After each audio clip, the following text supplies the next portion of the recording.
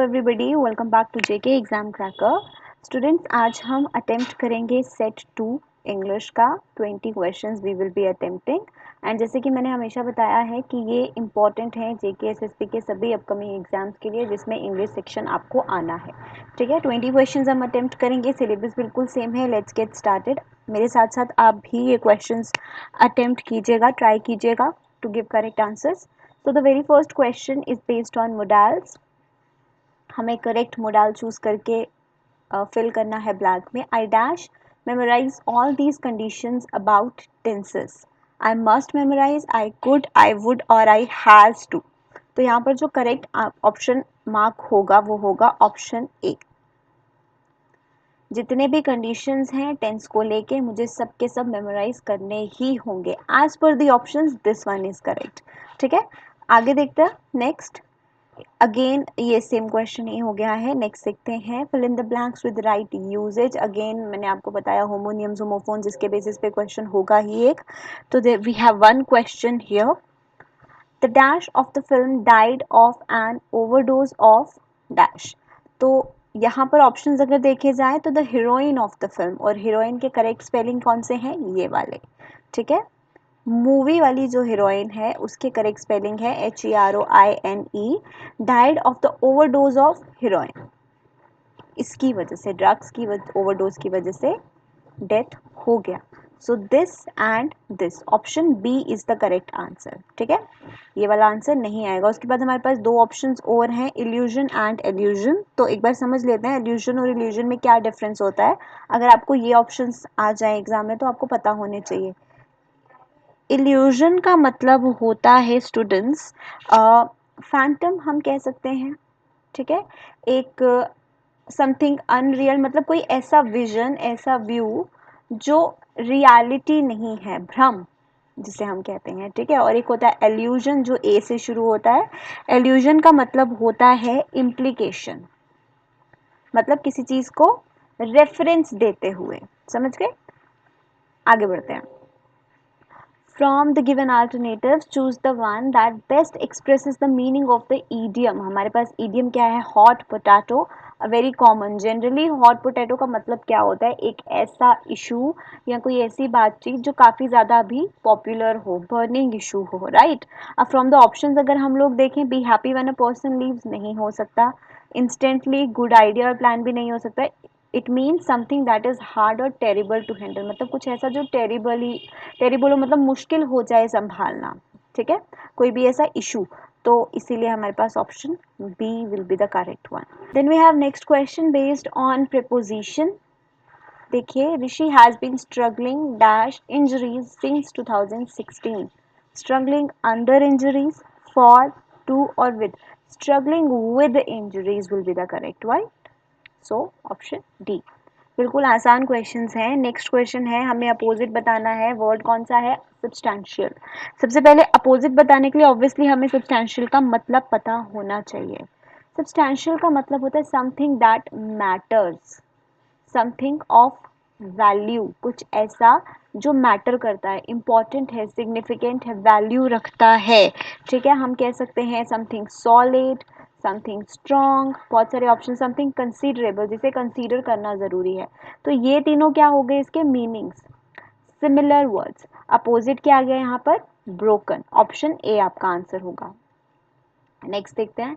Again tense के base पे question है। The professor dash the use of the language to the class. The professor explain नहीं होगा, क्योंकि क्या होना चाहिए? एक्सप्लेन्स होता तो सही होता। द प्रोफेसर हैड एक्सप्लेन नहीं होना चाहिए, हैड एक्सप्लेन्ड होना चाहिए, ये भी गलत। विल बी एक्सप्लेन नहीं, विल बी एक्सप्लेनिंग होना चाहिए। टेंस तो सबको याद है। तो अकॉर्डिंगली सही जो ऑप्शन यहाँ पर लिखा है वो एक ही है, has explained. Has, have, had के बाद वर्ब की थर्ड फॉर्म लगती है। Option D is the answer. Next, correct passive voice. हमें पैसिव वॉइस निकालना है इस सेंटेंस का। सेंटेंस प्रेजेंट इंडेफिनेट है, तो प्रेजेंट में ऑप्शन देखो क्या होगा? Money is been, money is collected. Option B is the correct answer for question 8। Rearrangement पे क्वेश्चन है। रीअरेंजमेंट पे क्वेश्चन करने का पहला तरीका क्या है? इंट्रोडक्टरी सेंटेंस फाइंड आउट करो। पी या क्यू में से कोई एक इंट्रोडक्टरी होना चाहिए। तो देखो क्या हो सकता है, global leaders are closely watching China to see, और हमारे पास क्या है Q, begin to relax their own string, तो रिलैक्स देयर, देयर यहाँ पे प्रोनाउन आ गया, तो यहाँ से सेंटेंस स्टार्ट नहीं हो सकता, ठीक है। यहाँ से देखें, how long it takes to get back on its feet, S से अगर हम लोग चेक करें तो एस से भी स्टार्ट नहीं हो सकता, इट दिया है। जब भी किसी सेंटेंस में कोई भी प्रोनाउन दिया है, they, them, it, he, she, it, वो इंट्रोडक्टरी सेंटेंस कभी नहीं हो सकता, नेम से होना चाहिए, नाउन से होना चाहिए। दैट मीन्स एस तो हो नहीं सकता, सी और डी हम डिस्कार्ड कर देंगे यहीं से।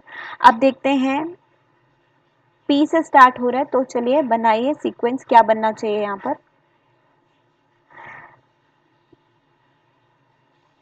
पी से रीड करना शुरू कीजिए। Global leaders are closely watching China to C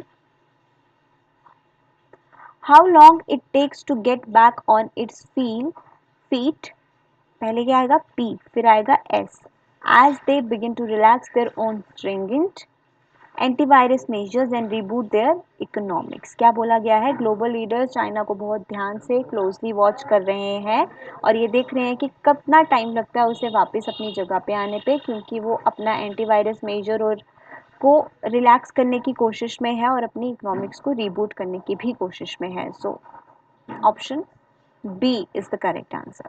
Next, fill in the blank with suitable article. Rajesh visited a Delhi and Delhi, the Delhi या फिर only Delhi in 2012. तो यहाँ पर आंसर क्या होना चाहिए, no article required, option D. Next, again article based question. CBI filed the case against him and case against him, a case against him और no. अब यहाँ पर हम द सिर्फ तब यूज़ करेंगे जब केस की मेंशन कहीं ना कहीं की होगी कि कौन सा केस है, जब उसके बारे में आपको बताया हो, बट नहीं बताया तो करेक्ट आंसर क्या है, option A, filed a case against him. Question 12 idiom है हमारे पास sticky fingers. Sticky fingers option क्या है, don't be so critical wrong, something common wrong, stop working on something wrong, keep objects that don't belong to you, मतलब उन चीज़ों को पकड़ के रखना जो आपकी है ही नहीं, that means sticky fingers, option D is the answer. Next, similar meaning, मतलब सिमिलर वर्ड चूज करना है हमें, एक्लेम। तो इससे पहले हमें पता होना चाहिए एक्लेम का मतलब क्या होता है।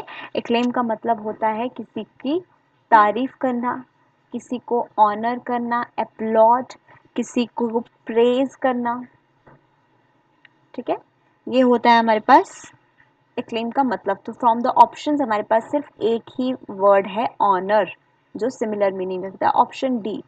ब्लेम का मतलब क्या होता है, किसी पे इल्ज़ाम लगाना। डिसअप्रूवल का मतलब पता है, अप्रूवल ना दिखाना। और वाइटुप्रिएशन का मतलब क्या होता है, इसका मतलब होता है to use abusive language, abusive language में कोई यूज़ करना या एब्यूसिव लैंग्वेज, किसी की बेइज्जती करना इन शॉर्ट, ठीक है। सो ये इसका मतलब होता है, करेक्ट ऑप्शन डी है। नेक्स्ट हमें सिमिलर मीनिंग बताना है बसल का। बसल वर्ड का मतलब क्या होता है, बसल वर्ड का मतलब होता है move in a very busy manner, हम लोग कह सकते हैं, मतलब बहुत जल्दबाजी में मूव करना, ठीक है, जल्दबाजी करना, उसे हम लोग कहते हैं बसल। जल्दबाजी में इधर उधर मूव करना उसे कहा जाता है बसल। तो इसका मीनिंग क्वाइट तो नहीं हो सकता, डीले भी नहीं हो सकता, काम भी नहीं हो सकता, only word is hasten, hasten will be the correct answer, जिसका मतलब भी क्या होता है, जल्दबाजी करना। Next, next word we have glimpse, right, और ग्लिम्स का हमें क्या बताना है, अपोजिट बताना है। तो इससे पहले हमें पता होना चाहिए ग्लिम्स का मतलब क्या है। ग्लिम्स का मतलब होता है एक झलक, ठीक है, ग्लिम्स ऑफ समथिंग मतलब उस चीज़ की झलक, उस चीज़ की फ्लैश, पीप या ग्लैंस, ये तीनों वर्ड्स क्या है, इसके सिमिलर मीनिंग वाले रखने वाले वर्ड्स। ग्लैंस, पीप, पीप का मतलब होता है झांकना, ठीक है, फ्लैश का मतलब एक झलक, ग्लैंस का मतलब भी एक झलक, और स्टेयर का मतलब होता है घूरना, मतलब झलक नहीं है, स्टेयर। तो ये होगा हमारे पास करेक्ट आंसर, क्योंकि हमें अपोजिट बताना है। नेक्स्ट देखिए, fill in the blank with suitable preposition। चलिए, Sachin identified two young spin bowlers as future prospects since India, for India, over India और थ्रू इंडिया। तो करेक्ट आंसर क्या है, फॉर इंडिया। उसने इंडिया के फ्यूचर के लिए 2 यंग स्पिन बॉलर्स को आइडेंटिफाई किया। तो जब भी के लिए वाली बात आती है उस वक्त हम क्या यूज करते हैं, फॉर। नेक्स्ट क्वेश्चन 17, रीअरेंज करना है। हमारे पास किससे स्टार्ट हो सकता है सेंटेंस, या तो पी से या तो आर से। फ्रॉम ऑप्शंस हमने देख लिया, चेक कीजिए। P, opener after Ganguly and Sachin with, ठीक है। और आर क्या है, Sehwag is the third highest scoring Indian. Suitable हमें क्या लगता है, आर। तो हम आर वाले ऑप्शंस को क्या करेंगे, कंसीडर करेंगे, ठीक है। चलिए, Sachin is the third highest scoring Indian opener, है ना। आर के बाद क्या आएगा, Indian opener after Ganguly and Sachin with कितने runs, 7240 runs and 36.93 comprising 14 centuries and 34 half centuries। मतलब ये सहवाग के रिकॉर्ड के बारे में यहाँ पर बताया है। तो इजी है, एक बार अरेंज करना सीख लिया तो RPQS is the correct answer. तो क्या है, option C. Next question again passage है। अब यहाँ पर पैसेज मैं आपको ओवरव्यू दे देती हूँ। यहाँ पे मैं पूरा पैसेज रीड नहीं करूँगी, डायरेक्टली हम क्वेश्चंस पे जाएंगे। पैसेज किसके बारे में है, कार्डियोवैस्कुलर डिजीज के बारे में, ठीक है। इस डिजीज़ के बारे में ये है और इंडिया में इसका क्या रिकॉर्ड रहा है, ये सब चीज़ के बारे में इंफॉर्मेशन गिवन है और उसी के बेसिस पे क्वेश्चन पूछे गए हैं। तो सीधा पहला क्वेश्चन देखते हैं। Read the following statement and select the option as per the passage given below. Statement A, in India, CVD, cardiovascular disease, is the top killer as compared to cancer. और second statement है, number of deaths due to CVD in the low income countries is more than in high income countries. अब इसका answer ये देखिए, यहाँ पर आपको दिख रहा है, मैंने पैराग्राफ में हाईलाइट करके रखा है ब्लैक से। इसका आंसर यहाँ से निकलेगा। पहला हमें क्या बोला है, CVD टॉप किलर है एज कंपेयर टू कैंसर। तो यहाँ देखिए, in low income countries CVD is still top killer with death 3 times more frequent than due to cancer. That means हमारी स्टेटमेंट ए जो है वो सही है। उसी के साथ क्या बोला गया, लो इनकम कंट्रीज में जो किलिंग रेट है वो ज़्यादा है as compared to high income countries. तो देखिए यहाँ से ये वाला सेंटेंस रीड किया, लिंग mortality is inversely proportional, lower risk but higher mortality in low income countries. Higher mortality मतलब हायर किलिंग रेट, ठीक है, as compared to high income countries. तो सेकेंड स्टेटमेंट भी बिल्कुल सही है। That means option C is the answer. मैंने पूरा पैराग्राफ रीड नहीं किया, बट आप स्क्रीन को पॉज करके आप लोग यहाँ से स्क्रीनशॉट लेके पैराग्राफ को रीड कर सकते हो गया 18th question, option C is the answer. Next, what which is still a dream in India as पर द पैसेज में इंडिया के लिए अभी भी क्या ड्रीम है, ये देखिए यहाँ से इसका आंसर है। अगेन मैंने हाईलाइट करके रखा है, access to affordable quality health care is still a dream in many pockets in India. तो अच्छी क्वालिटी की हेल्थ केयर अफोर्डेबल, जो हर कोई अफोर्ड कर पाए, ये इंडिया में आज भी कई लोगों का ड्रीम है। So option B is the correct answer. Last question of the session, what is the conceptual meaning of the highlighted word predominant. हमें यहाँ पर पैराग्राफ में आपको एक हाईलाइटेड वर्ड दिया हुआ है ऑलरेडी कोट्स में, जिसका नाम है प्रीडोमिनेंट। तो इसका मीनिंग पूछा गया है। सो एज पर द कॉन्सेप्ट जो हमारे पास पैराग्राफ में इंफॉर्मेशन दी है वो भी देखते हुए और वैसे भी देखते हुए इसका मीनिंग क्या है।